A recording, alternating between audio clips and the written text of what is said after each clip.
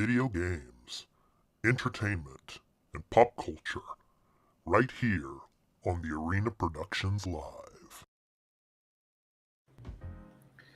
All right, and we are live. Welcome into the Arena Productions Live. I'm your host, Expat, and with my co-host, Burleman Gaming. It is Thursday, August 10th, 2023. I'm your host, Expat, of course, and Burley, how you doing? I'm good. How are you, Expat?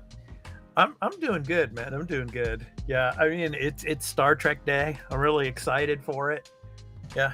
Star Trek Strange New Worlds, the finale, Hegemony, is going to be airing. It's probably airing right now over on Paramount Plus. I'm really excited for that. So we're going to be talking about that later on in the show. So yeah, a lot of stuff we can speculate on that episode that's coming out. Yeah. So yeah, we got a good show for you. We're going to be talking PlayStation a little bit. There's a new game called Atlas Fallen. We got a review for that, and we're going to show you some of the gameplay from that, and talk about it a little bit. And then, of course, we also have some entertainment news: the 10 most expensive films of the 2020s so far. So, can you guess which 10 movies have been the most expensive to make? We'll be talking about that as well. So, but Burley, you excited for Star Trek today? Yeah, I can't wait to watch it at some point, probably watch it on my lunch today. Nice. Yeah, I'm gonna watch it right after this. So 5 seconds after we click where we ended the stream. Right. Yeah, and of course we're gonna be doing our recap and review tomorrow. So please stay tuned. Probably tomorrow afternoon or evening out there in the West. We'll be getting that recap and review episode of the finale up on the channel here. So, yeah, it's going to be great. Looking forward to it. All right, so let's get into the gaming news first. So our first story today, we're going to talk about Sony's forecasts on PlayStation gaming growth. It raises its forecast, but profits dropped 31% in the first quarter. So let's go ahead. I'm going to show you the link to the story here. It's from cnbc.com, and I'm going to read a little bit of it for you. So let me go ahead and scroll down here. Okay, so Sony on Wednesday reported a 31% fall in profit in the first fiscal quarter as its life insurance unit dragged on its bottom line, but the company raised full-year sales forecasts on the back of expected strength for its PlayStation gaming business. So revenue, Sony in the June quarter, so the consensus estimates revenue 3 trillion Japanese yen, so that equals 20.7 billion US dollars versus 2.46 trillion yen expected. So that represents a 33% year-on rise. Operating profit 253 billion Japanese yen versus 251.24 billion yen expected. So that marks a 31% year-on-year fall. Sony said its operating income suffered from significant decreases in profit from its financial services and movies and pictures businesses. So obviously the strikes with the writers and the actors and actresses are probably affecting this as well. So profits from Sony's financial services branch plunged 61% in the fiscal first quarter, which the company attributed to changes in interest rates related to variable life insurance. Movies-wise, Sony had a solid performer this year in the form of Spider-Man Across the Spider-Verse, which grossed $633 million at the box office. There have been other hotly anticipated movies this year which performed better, such as Universal Pictures' Oppenheimer and Warner Brothers' Barbie. So Sony reported a 6% decrease in revenue and a 68% slump in profit at its pictures division. The company blamed the disappointing performance on strikes, like I just mentioned, carried out by the Writers Guild of America and other unions in protest against using artificial intelligence to generate the movie scripts. So with the PlayStation forecast being raised, its revenue forecast for the full year by 6% to 12.2 trillion, thanks to strength in its PlayStation gaming unit. Sony made a 7% upward revision to its sales forecast for games and network service to $4.2 trillion. So, Burley, it seems like Sony as a company overall is going to start putting a lot more pressure on its PlayStation division to make profits because of the fact that Sony Pictures is losing and bleeding money because of the strikes. What do you think? Yeah, that's not surprising. And we got Fubu in the chat here. I just want Hey, to Fubu. Yep. So yeah, not surprising their first quarter was not well this year. Look at what we got from the first quarter. The big stuff was the Forspoken, which did not do well. And we also had what also launched in I think it was end of February, like February 23rd, was PSVR 2. And that it's selling, but it's like no one talks about PSVR 2. So it's like their big stuff they were hoping to really do well in the first quarter did not do as well as they needed it to do. Yeah. The other, we've talked about it many times, the other aspects of Sony are not doing well. Other than, like Spider-Man Spider-Verse 2 made a buttload of money. Not a lot of their other films really do make money. Like their film division isn't really that strong. I think their music division is almost gone from what I know of. But I might be completely wrong on that. If I'm wrong on that, let me know in the comments or in the chat. And when is the next Tom Holland Spider-Man film supposed to come out? 2025 maybe? I think I don't know because like originally the original director John Watts was supposed to be involved with that, and I think he said like, I'm done for a while. So like who knows? And then with all these strikes, who knows? Everything is now up in the air. So the movie divisions, because of the strike, is going to take. It's just bleeding money, and they're hoping to start production back up because Spider-Verse 3 was supposed to come out next year, but with these strikes, who knows? But later this year, like their forecast for better sales, I could see that. You've got Spider-Man 2 coming in October. And you've got people are slowly getting into PS5s that haven't had them now. And you have all those big titles, God of War Ragnarok, Horizon, even though they're cross-gen. You're really wanting to play them on the PS5 to get the loading, and then you've got PS5 version of Spider-Man, Ratchet & Clank. There are titles out there, plus as well as the third parties, Final Fantasy 16. Yeah, and it's going to be interesting to see with third party, now that Microsoft is going to finalize the Activision Blizzard deal, how that's going to affect the revenue for Sony when it comes to Call of Duty sales.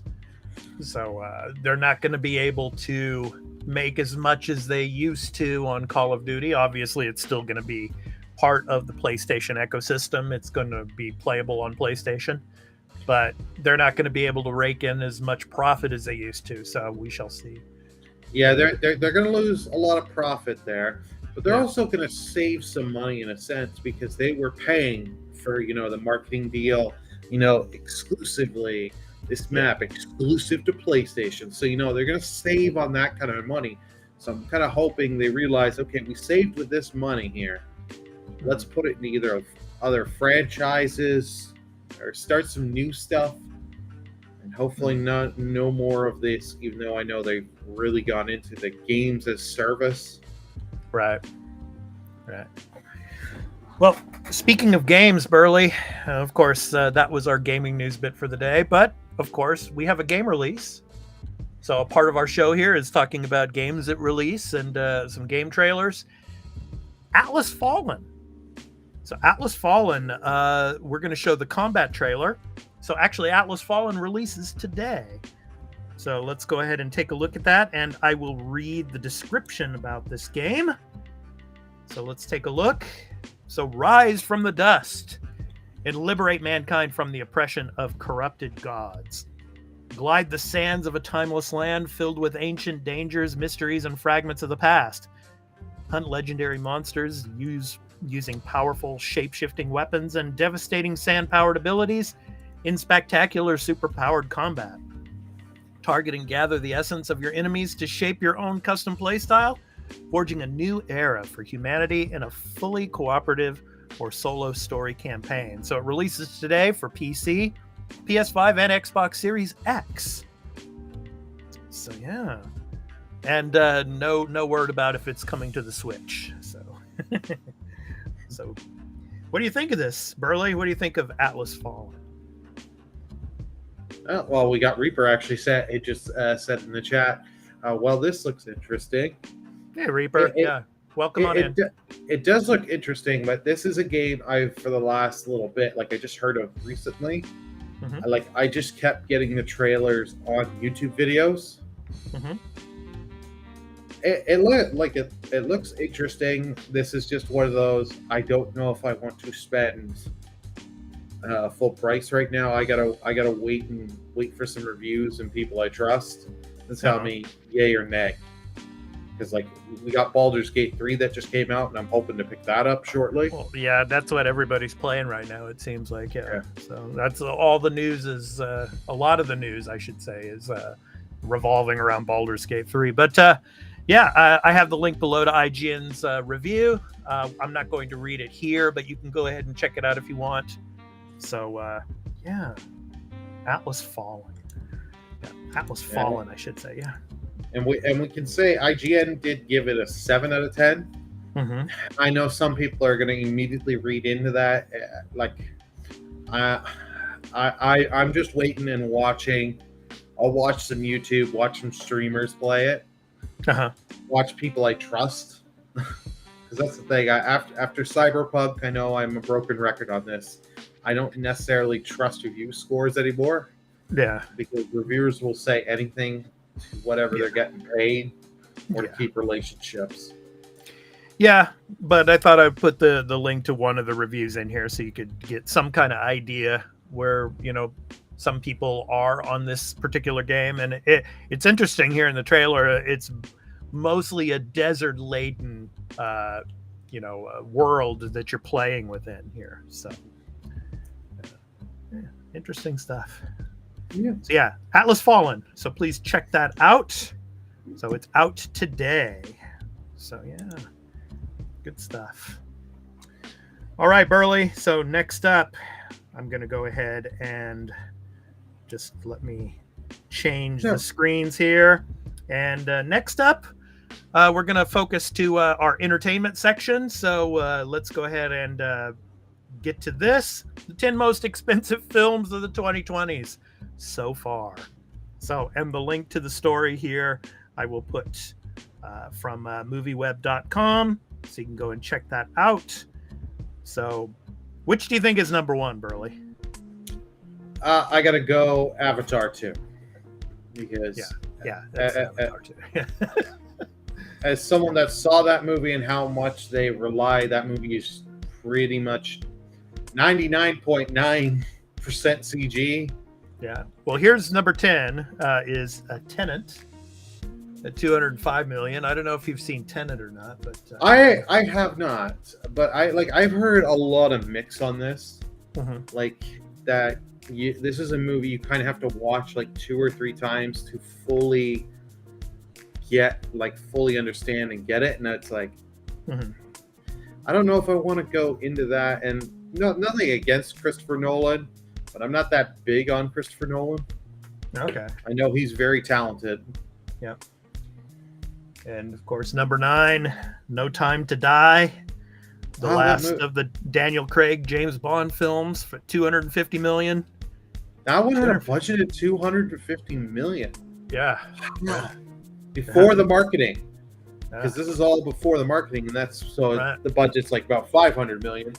Yeah, I didn't think it was that much. I knew it was probably close to 200.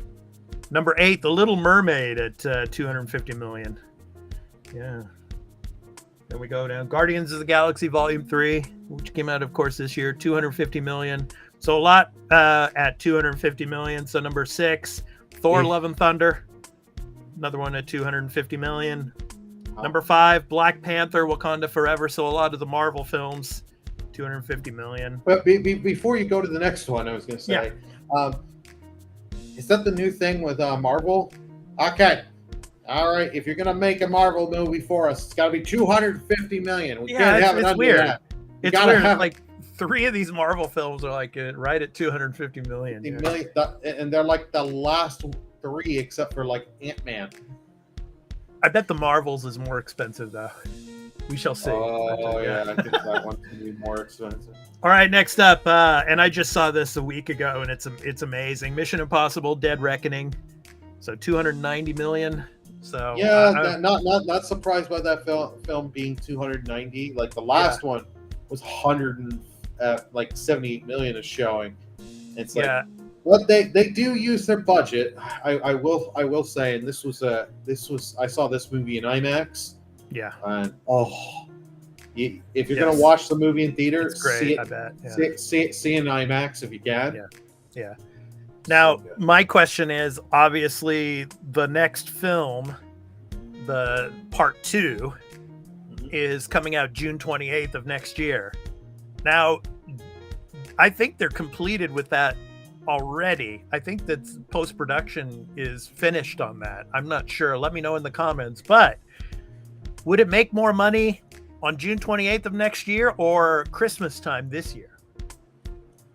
If they could release it at Christmas time. Ooh, that I really got thinking. Fubu says the rain scene in Mission Impossible heavily inspired Uncharted 2. Yeah, I can see that. Yeah. But it's gonna make a ton of money. Nevertheless, but I mean, I think it would probably make more if it was released during the holiday season. But that's just me. All right, let's move down here. Number 3, Indiana Jones and the Dial of Destiny at 300 million. And probably a lot of that was of course the de-aging process. So, why would you ever spend 300 million on an Indiana Jones film? Because it's Indiana Jones, Burley. Come on. Don't you love Indiana Jones? Yeah. I like the first 3, and I can tolerate Crystal Skull. But like Crystal Skull is probably the worst of them, but yeah.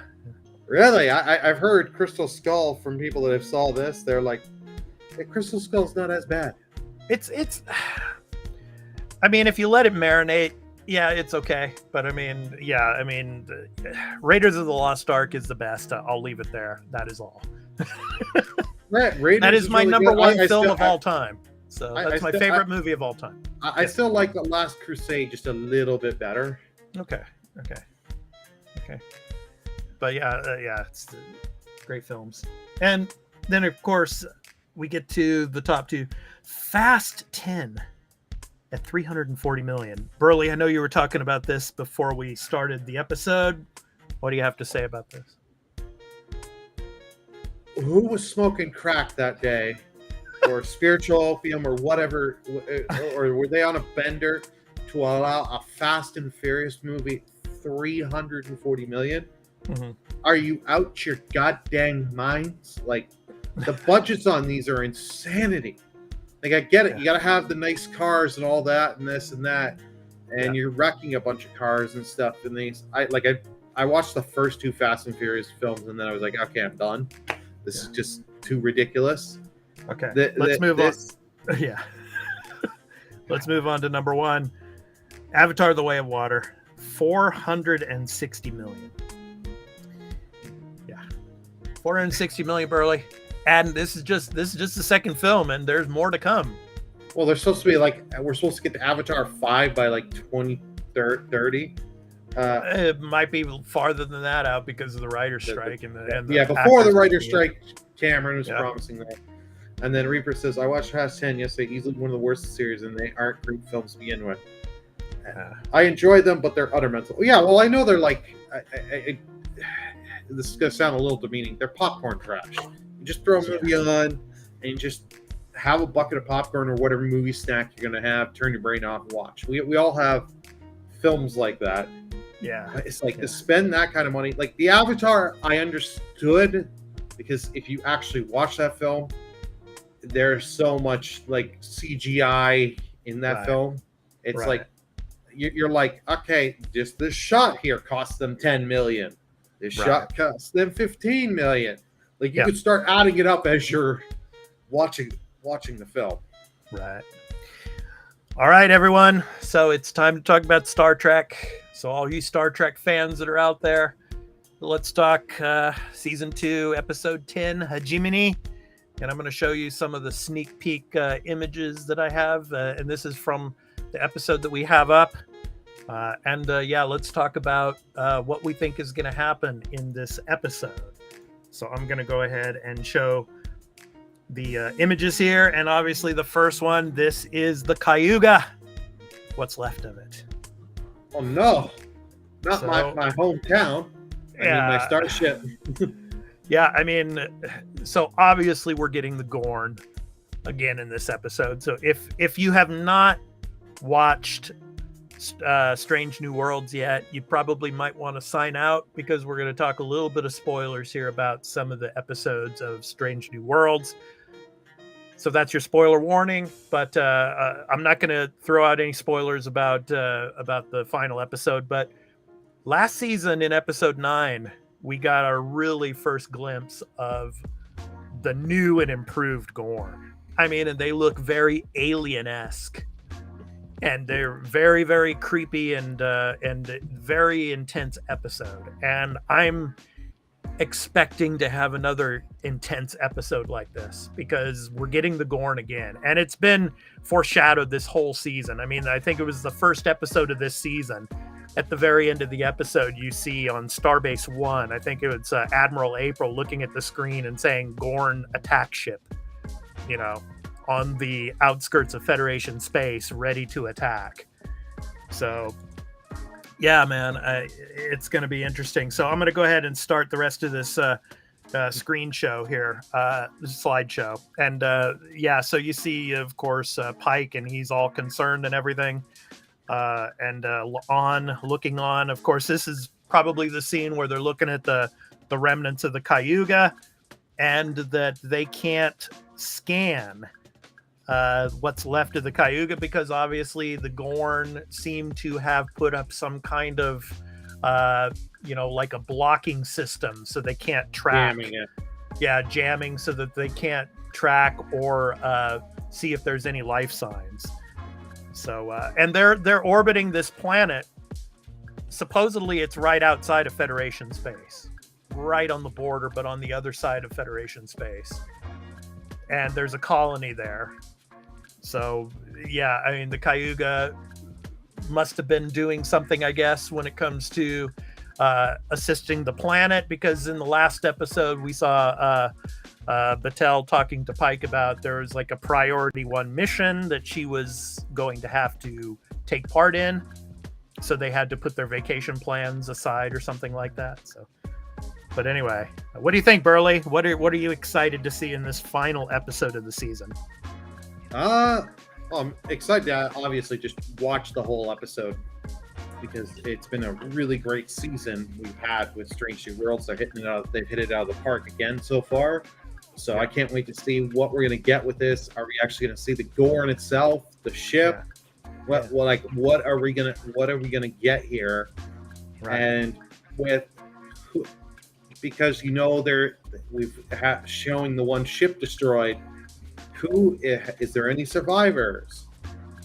Is there going to stuff happen with the crew here on the Enterprise? We gonna lose anyone? Yeah. How's this all going to play out? Yeah. And as you can see in this one image here, this is a demarcation line.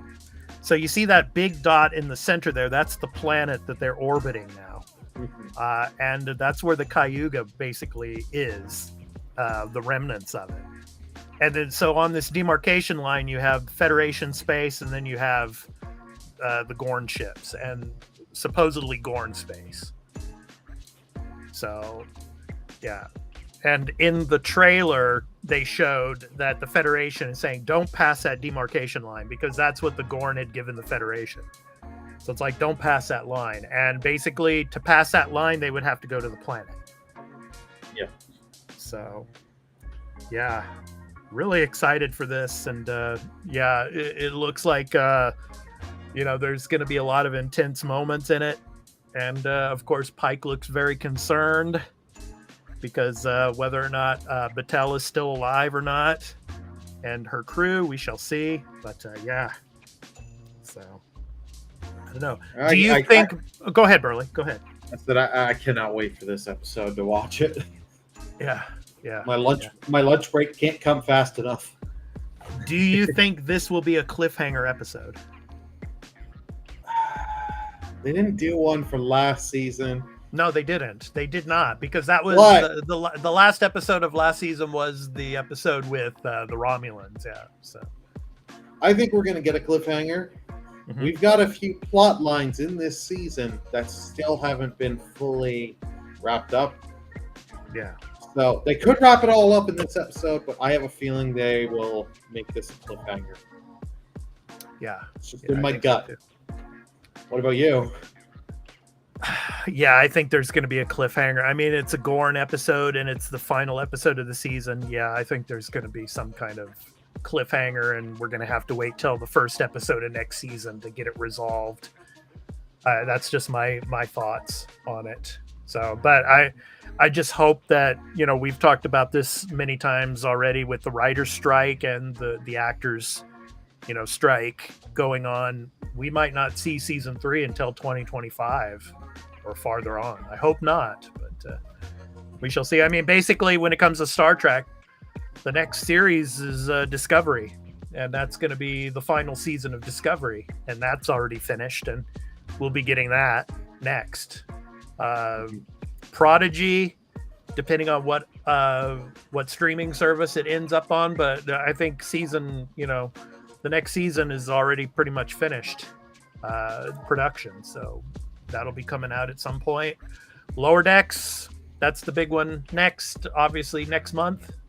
Lower Decks season 4 starts, so we'll be covering that also, of course, here on the Arena Productions.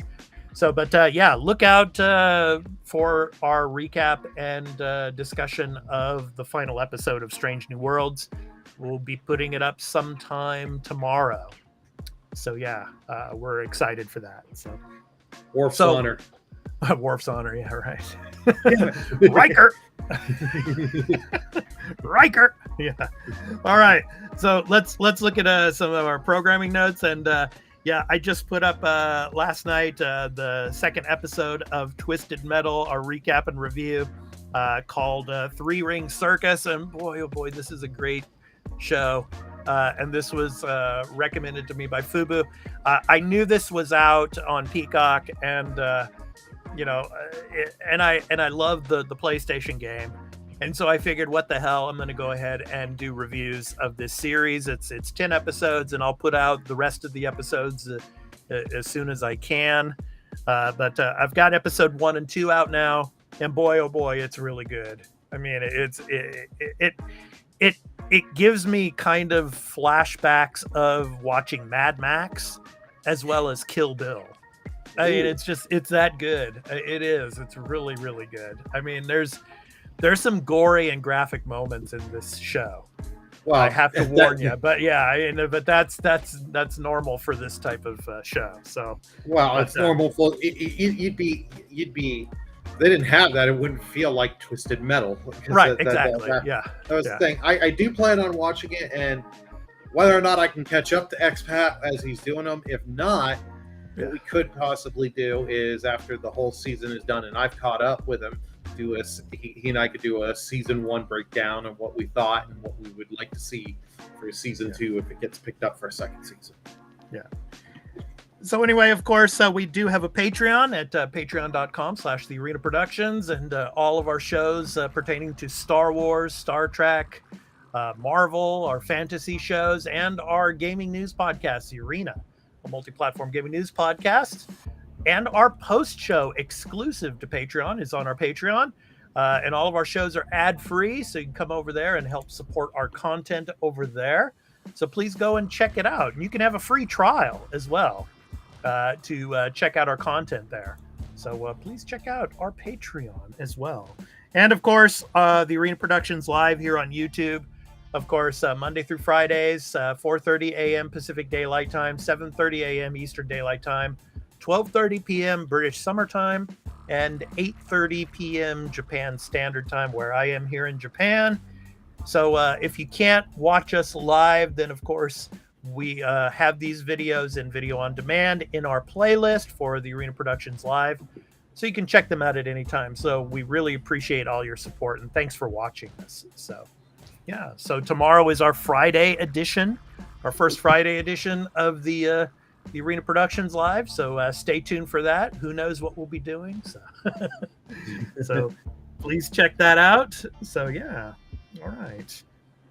So that's going to do it for our Thursday edition here. I've been your host, Expat, along with my co-host, Burley Burleman Gaming.